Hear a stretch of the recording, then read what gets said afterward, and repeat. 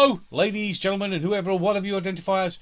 Welcome back to the Shed of Dread. Welcome to another video. Right then, review episode 4, Star Trek Strange New Worlds, which is Memento Mori, which in Latin means remember that you must die.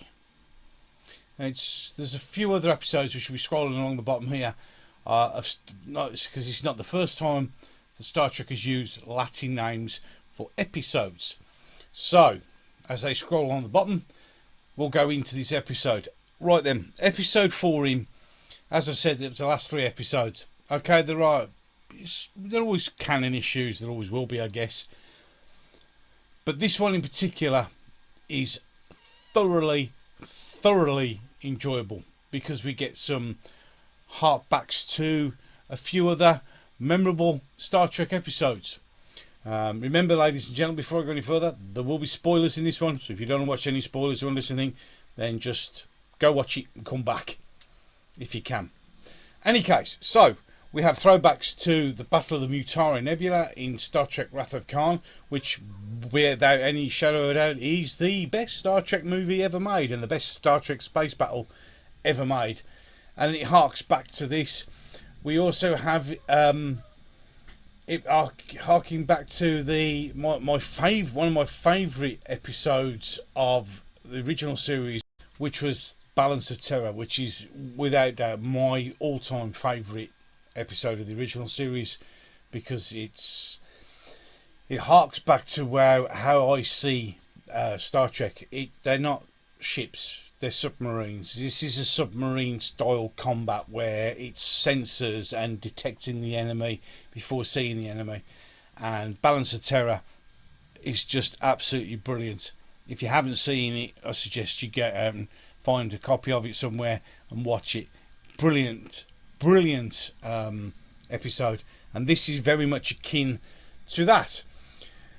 So let's get on to it. So basically, this episode starts. It's what they call Starfleet Remembrance Day, and what this is where they remember the people that they've lost, and everybody of the crew have pin badges of their other ships, which they wear just above their Starfleet badge, so they can, like an act of remembrance to sort of celebrate and remember those people who have died.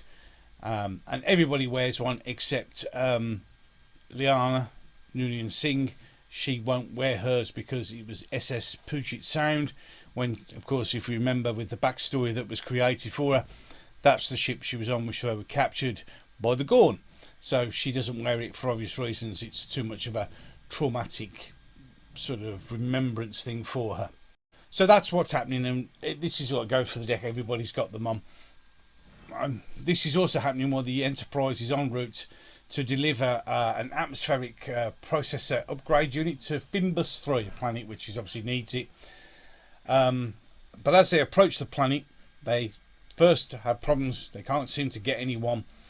No communications whatsoever. So they immediately, of course, do the standard thing, go into orbit, send everybody down, send a landing party down to find out what's going on. And when they get there, there's been a fight, a huge fight. Plenty of, there's blood trails everywhere, blaster marks.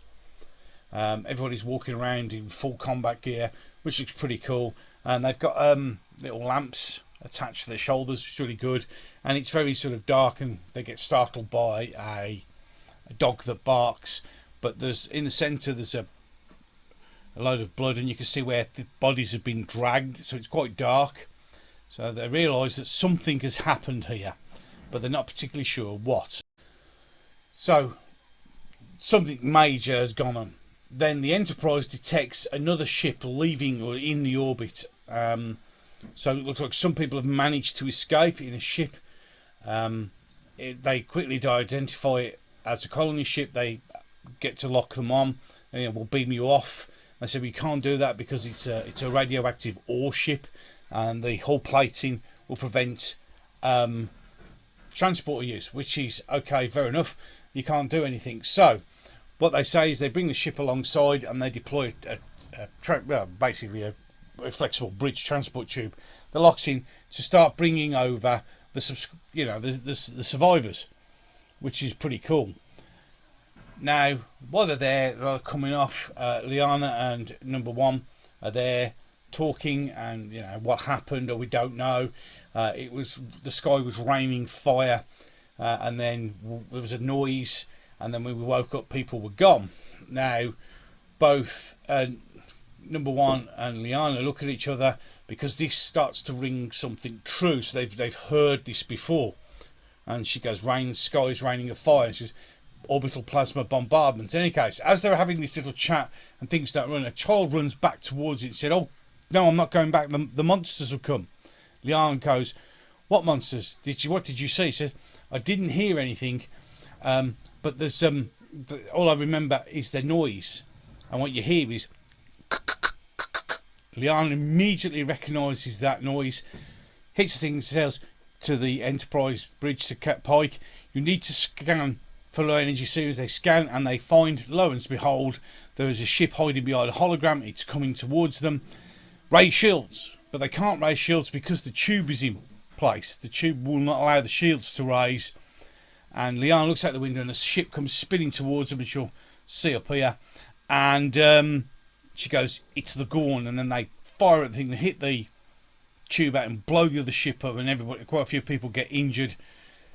So basically they've been ambushed by the dreaded Gorn. What we need to start here is a lot of people going, well,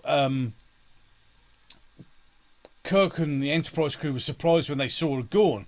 Well, yeah, but the Gorn did exist, and if you're not sure, well, they wouldn't know. It was in the original, the series Enterprise. Remember, we got back here, the Gorn were in that. And this is covered quite cleverly by saying, or doing the fact that you don't actually see them. So when Spock and Kirk finally do see them in the original series, it would technically be the first time that they've seen them. So the Gorn do exist. It's covered in Enterprise. So it's a known thing, but not many. And as Liana quite rightly says, many people have seen the Gorn, they just haven't survived long enough to tell anyone.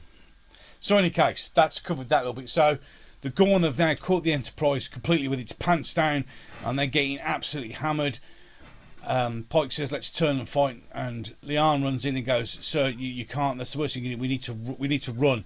We can't beat them. Their whole idea is to run you down and exhaust you." And he goes, "She goes, "Sir, it's the Gorn," which is like, because there's this deep fear and hatred of the Gorn. So they decide that she's right. She goes, "You'll have to trust me on this one." He goes, "Okay." So, and where they are, where the planet is, Fimbus 3, nearby there's a brown dwarf that's anchored round a black hole. So it's got a dense sort of, the surface has been drawn off the brown dwarf, so you got like a nebula style cloud in there. So they run into that, which is very much akin to the Battle of the Mutara Nebula, where once you go in there, everything's off, shield, sensors, everything. So they managed to sort of get in there and hide, and the Gorn are looking for them. This is where it becomes, again, as I said, the Mutara Nebula, and this is where it becomes submarine warfare. Their sensors are no good, they've got no shields, but the thing is that's levelled even the playing field, like the Mutara Nebula did in Wrath of Khan. It was to make both sides as even as possible, which is a great tactic. Now, while they're doing this, Spock realises there is a way that he can actually track the position of the Gorn ship by the disturbance in the cloud, which is a logical thing. And so he programs sensors, and there's a Gorn ship coming, and again, very much akin to a submarine. The dock get closer, beep, beep, beep, and it goes over the top because he can't detect them. They can't detect them, but he can. And they go to take it around, and in the process of the battle damage assessment, it turns out that they only have one photon torpedo left, and Spock points out that you can't fire it because it's just pointless, it won't go anywhere. And Pike says, "I don't want to fire it, I want to drop it on them like a bomb." So, which is cool. So they manoeuvre and they get above the Gorn ship and just literally drop the torpedo out the tube, and it goes down and it hits it and destroys it, which is to great satisfaction and celebration. Meanwhile, while this is all going on, Liana is having flashbacks of her, as it turns out, brother, who was who was when they captured by the Gorn. So she's clearly struggling with what's going on, and that comes into play a little bit later on. So boom, they all celebrate, and then 2 more dots, and then a big dot comes on. So there's 3 motherships, and it quickly dawns on them that the Gorn sacrificed that little ship just to find out where the Enterprise was. So now they're back in trouble. Things are not going well at all. The Enterprise is getting well and truly battered. And while this is all going on, something else has happened. What was his name? Hammer and Uhura, who's doing what all cadets do, which is they're learning as again on submarine, where everybody learns other jobs on the ship in case they needed.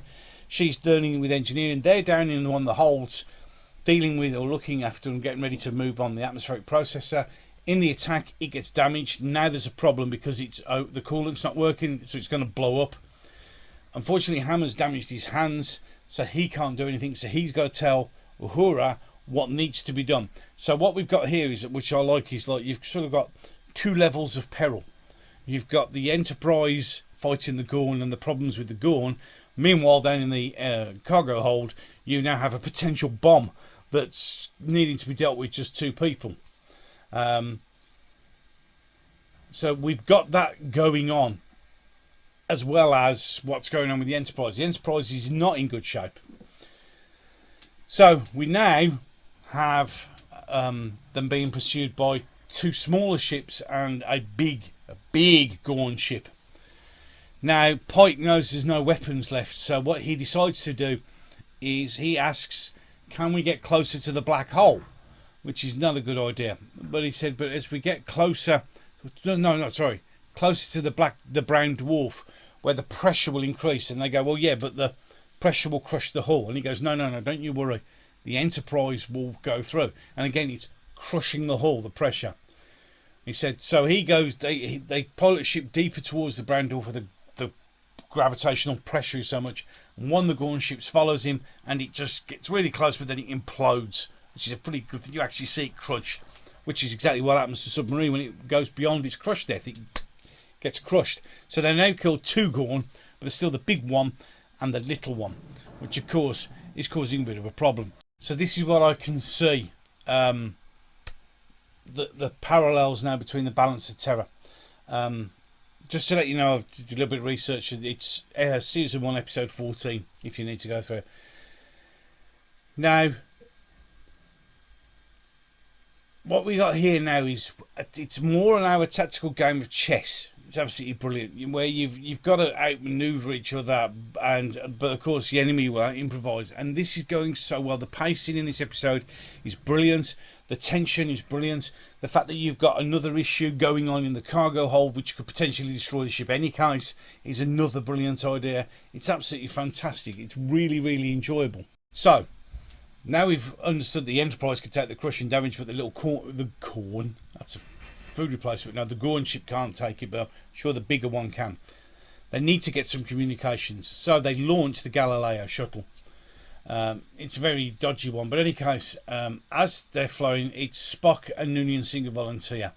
Now, while they're on the shuttle, Spock realises that Ilana has got something very deep inside of it, and so he does a mind weld.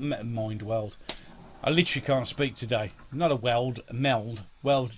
Yeah, does a mind meld. So it takes her back to when she was with the Gorn, and there's a little sequence there where she finds out that they actually communicate with light. And while they're there, the big Gorn ship is flashing lights at the little Gorn ship, and they repeat it. So they're actually talking to each other basically in Gorn Morse code. So Spock has now gone inside and into Liana's mind. Now the problem is she now also has access to his, and she learns about Discovery and Spock's sister. Okay, I get it, it's in the same time universe, he's got to go back, but please can we just leave it alone? But in any case, so she says to Spock, I've got an idea. They reprogram the phasers and they send a signal to the big Gorn ship from the shuttle and to tell them that the other ship has been taken over by humans, and they blow it up. and Liana's face is she's really happy, and you get the very, very faint tinge of the original Khan music from the Wrath of Khan. And I have this feeling we may have a problem with Liana Singh later on, where she begins to enjoy combat and potentially killing things a little bit too much. Now, the little bit there is I have a little issue. Why would the Gorn pay attention to an unknown ship? Especially so, and why would it have scanned it? So that little bit, although yeah, it plays into the story, and it, and it gives us a little insight into the Gorn and Liana's mind, and she gets to learn about Burnham and that. It's still a bit confusing to me why the Gorn ship would just see this little tiny thing flashing lights at it and just go, oh well, it's clearly telling the truth. I mean, I have no idea where this ship come from. And I know there's only one ship that's gone in that's human, so that's probably one of theirs, but I'm going to believe that in any case. And then doesn't interrogate the shuttle either, which I think is a bit weird, because the next thing you know, the shuttle's back. In fact, you don't even see the shuttle getting back, it's just back. There's a bit of it that was a bit confusing to me personally. I didn't understand how that would work in the whole grand scheme of things. Why did it accept the shuttle? Well, it would know that the only thing that was in the cloud that could produce this little ship would be the ship they're pursuing. Doesn't quite make sense. That bit was a bit okay, so even in the odds up, I guess. But it was the one part of the episode which just didn't sit right with me. It didn't make sense. Yeah, it obviously clearly helped the plot line, but really, no. That bit I did really get confused. Now, the mind meld, by the way, was done in the original series episode. Was it Daggers of the Mind? But they don't do it very often. So, and I think it's been recovered. It's only been used a few other times. So, it's a rare occasion and to be used in a situation like that. But, as I said, the whole situation with the shuttle, and it didn't make sense. It made sense for the plot, but not made anything logical at all. So, the shuttle's now back on the ship. We don't know why, whatever, it's come back, it's knocked it down. And then we have, still the big problem is, there's this massive Gorn ship still causing problems. So now we have big ship, Enterprise left, shuttle which did its thing for no other reason than a plot point. And as I said, you have to understand that it doesn't work. Some people said, well, it didn't detect the shuttle, but it would have detected the shuttle flashing the lights, because it wasn't positioned behind the thing, so it wasn't mimicking, because it was off to the side. So, in any case, that's just going to have to just sit there and niggle at me for a while, because somebody, I'm sure, in the comment section will let me know what they think. And, of course, if you've got your ideas, just put it down there. So, now, meanwhile, back in the hold, they've managed to keep constantly stabilising it and going under critical, stabilising it, going critical. So they've managed to get this atmospheric processor that's just, it needs to be got rid of. So what they decide to do is to go in near the accretion disk of the black hole, because that will give you, as you get closer, it gives the impression that the ship is in one place where in reality it's in another. Very much like, the Picard manoeuvre, when it does the quick warp jump, so it looks like the Stargazer is in two places at once. This will make you look like you're in one place when you're not. And the principle then is, when they're in that position, they'll jettison the atmospheric processor. It will explode, and it will look like the Enterprise has gone where the explosion is, and the Gorn will bugger off, because that's it. Okay, which is a brilliant plan. I mean, I'm sure Ortega says if you do this, it'll be forever known as the Pike manoeuvre. So, in any case, we go into that. They jettison the big Gorn ship, sees them. They go in. They go to the thing. They go to accretion, the thing, and you see the explosion come around the black hole. The Gorn ship spins off, and the Enterprise swings around and shoots back off, very, very badly damaged. And that brings the episode.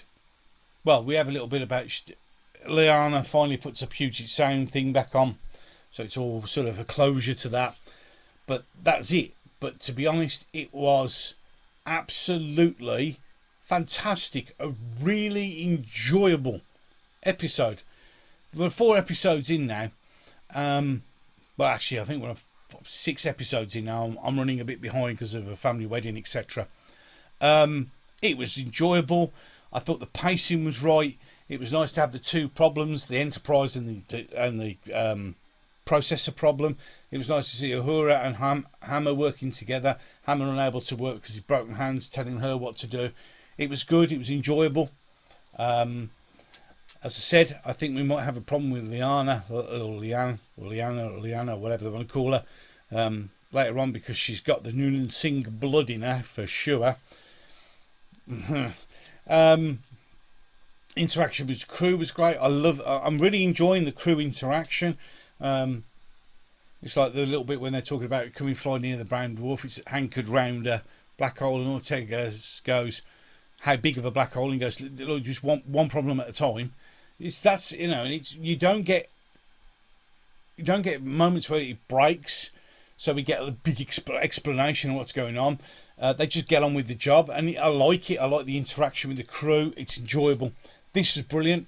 It was, as I said, very much reminds me of the Mutara Nebula battle in Wrath of Khan and Balance of Terror.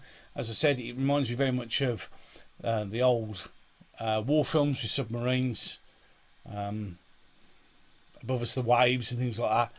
Just really enjoyable. I like the way the crew continually work together to think and find another solution to another problem. It's a good crew.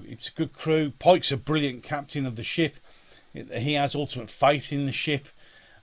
He has to pull up Liana and say, "Look, stop going on about the fact that the Gorn," because she tells him, the Gorn's going to hunt you down and we're all going to die. And he says, "You can't say that with the crew. You've got to show there's hope, because hope can, you show them there's hope, and miracles will happen, and this crew will do amazing things." And it's true. Such an enjoyable episode. Loved every minute of it, except of course for that one small bit with the shuttle, which to me doesn't make any sense. But hey, again, we'll just have to let that slide just a little bit. But it's very, very enjoyable. Absolutely fantastic. So we're 4 episodes in and I'm loving it. Let's see what oh, excuse me. Dear me. Let's see what the next few episodes brings. But so far, Strange New Worlds is doing it, where everything else seems to fall at the wayside. So there you go. But then again, what do I know? I'm just a fat bloke sitting in his shed surrounded by his toys. You let me know what you think. Comment section down below. There's no right or wrong. Just let me know how you're feeling. As long as we're okay and we're sensible and we act like adults, that's absolutely great. If you enjoyed this video, please thumb up and share.